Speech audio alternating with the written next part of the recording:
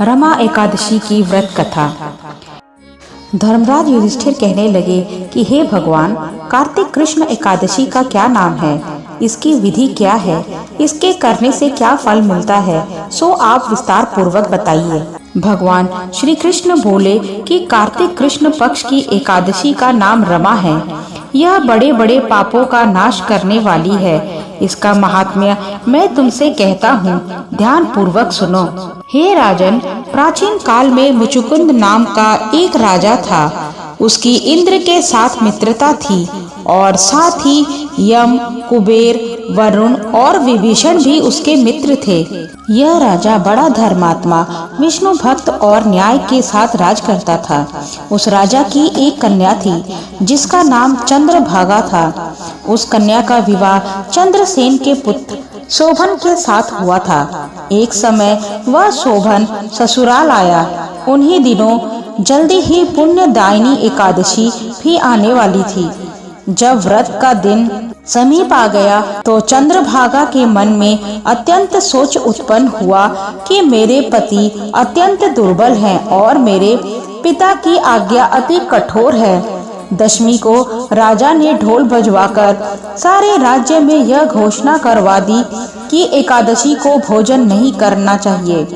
ढोल की घोषणा सुनते ही शोभन को अत्यंत चिंता हुई और अपनी पत्नी से कहा कि हे प्रिये, अब क्या करना चाहिए?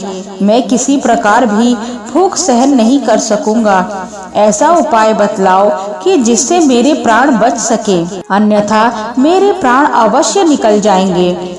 चंद्रभागा कहने लगी कि हे स्वामी, मेरे पिता के राज में एकादशी के दिन कोई भी भोजन नहीं करता। हाथी, घोड़ा, ऊंट, बिल्ली, गौ आदि भी तृण, अन्न, जल आदि ग्रहण नहीं कर सकते। फिर मनुष्य का तो कहना ही क्या। यदि आप भोजन करना चाहते हैं तो किसी दूसरे स्थान पर चले जाइए, क्योंकि यदि आप यहीं रहना चाहते हैं तो आपको अवश्य व्रत करना पड़ेगा।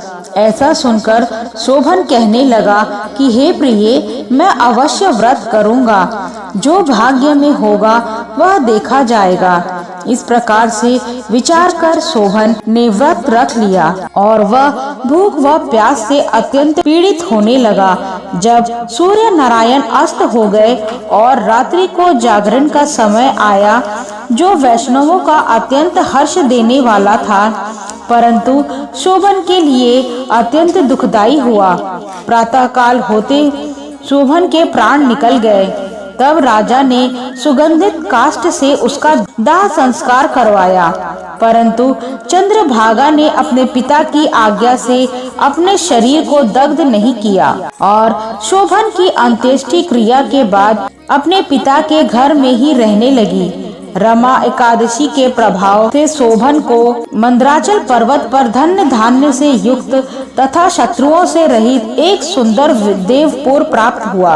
वह अत्यंत सुंदर रत्न और वैदूर्य मणि जड़ित स्वर्ण के खंभों पर निर्मित अनेक प्रकार की स्फटिक मणियों से सुशोभित भवन में बहुमूल्य वस्त्र आभूषणों तथा छत्र व चंवर से विभूषित गंधर्व और अप्सराओं से युक्त सिंहासन पर आरूढ़ ऐसा शोभायमान होता था मानो दूसरा इंद्र विराजमान हो।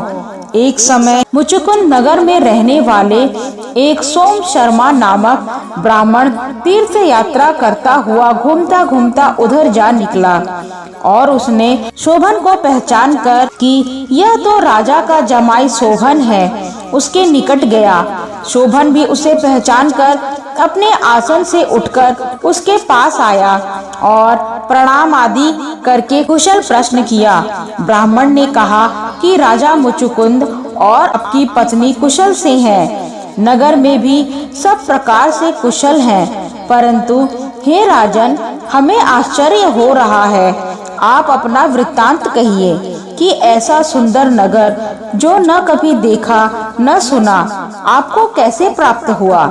तब शोभन बोला कि कार्तिक कृष्ण की रमा एकादशी का व्रत करने से मुझे यह नगर प्राप्त हुआ, परंतु यह अस्थिर है। यह स्थिर हो जाए ऐसा उपाय कीजिए। ब्राह्मण कहने लगे कि हे राजन, यह अस्थिर क्यों नहीं है और कैसे स्थिर हो सकता है, आप बताइए। फिर मैं अवश्य में यह उपाय करूँगा। मेरी इस बात को आप मिथ्या न समझिए। शोभन ने कहा कि मैंने इस व्रत को श्रद्धा रहित होकर किया है, अतः यह सब कुछ अस्थिर है। यदि आप मुचुकुंद की कन्या चंद्रभागा को यह सब वृत्तांत कहें तो यह स्थिर हो सकता है। ऐसा सुनकर उस श्रेष्ठ ब्राह्मण ने अपने नगर लौटकर चंद्रभागा से सब वृत्तांत कह सुनाया। ब्राह्मण के वचन सुनकर चंद्रभागा बड़ी प्रसन्नता से ब्राह्मण से कहने लगी कि हे ब्राह्मण, यह सब बातें आपने प्रत्यक्ष देखी हैं या स्वप्न की बातें कर रहे हैं।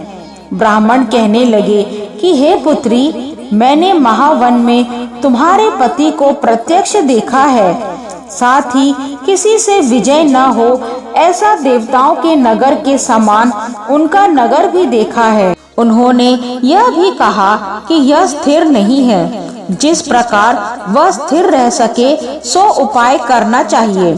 चंद्रभागा कहने लगी, हे विप्र, तुम मुझे वहाँ ले चलो।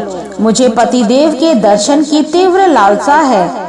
मैं अपने किए हुए पुण्य से उस नगर को स्थिर बना दूंगी। आप ऐसा कार्य कीजिए जिससे उनका हमारा संयोग हो सके, क्योंकि वियोगी को मिला देना महान पुण्य है। सोम शर्मा यह बात सुनकर चंद्रभागा को लेकर मंदराचल पर्वत के समीप वामदेव ऋषि के आश्रम पर गया। वामदेव जी ने सारी बात सुनकर वेद मंत्रों के उच्चारण से चंद्रभागा को अभिषेक कर दिया। तब ऋषि के मंत्र के प्रभाव और एकादशी के व्रत से चंद्रभागा का शरीर दिव्य हो गया और वह दिव्य गति को प्राप्त हुई। इसके बाद बड़ी प्रसन्नता के साथ पति के निकट गई। अपनी प्रिय पत्नी को आते देखकर शोभन अति प्रसन्न हुआ और उसे बुलाकर अपनी बाईं तरफ बिठा लिया। चंद्रभागा कहने लगी, हे प्राणनाथ, आप मेरे पुण्य को ग्रहण कीजिए। अपने पिता के घर जब मैं 8 वर्ष की थी तब से विधि पूर्वक एकादशी के व्रत को श्रद्धा पूर्वक करती आ रही हूँ। इस पुण्य के प्रताप से आपका यह नगर स्थिर हो जाएगा तथा समस्त कर्मों से युक्त होकर प्रलय के अंत तक रहेगा। इस प्रकार चंद्रभागा ने दिव्य आभूषणों और वस्त्रों से सुसज्जित होकर अपने पति के साथ आनंद पूर्वक रहने लगी। हे राजन, यह मैंने रमा एकादशी का महात्म्य कहा है। जो मनुष्य इस व्रत को करते हैं उनके ब्रह्म हत्यादि समस्त पाप नष्ट हो जाते हैं। कृष्ण पक्ष और शुक्ल पक्ष दोनों की एकादशियां समान हैं। इनमें कोई भेदभाव नहीं है, दोनों समान फल देती हैं। जो मनुष्य इस महात्म्य को पढ़ते अथवा सुनते हैं वे समस्त पापों से छूटकर विष्णु लोक को प्राप्त होता है। जय श्री हरि विष्णु।